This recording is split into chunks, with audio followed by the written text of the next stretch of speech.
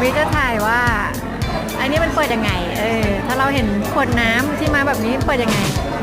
เปิดไม่ได้ทำไงแต่วินรู้ไหมครับเปิดไงครับไหนลองดูซิมันเปิดยังไงเนี่ยดันตรงนั้นขึ้นพยายามจะงัดขึ้นมาครับมันงัดยากนิดนึงเนาะเย้ that's it อันนี้เป็นขวดน้ำเปล่าแล้วถ้าปิดยังไงครับผมเย้ไหนดาวินลองเปิดแล้วปิดอีกรอบสิครับเย้ก็ดันมันออกมาแล้วก็เปิดแล้วก็ปิดจุกเข้าไปแล้วก็กดลงไปเพื่อที่จะล็อกมันเย้ that's it นี่ก็เวลาไปร้านอาหารก็จะได้ไม่งงหรือว่าไม่ต้องหิวน้ำ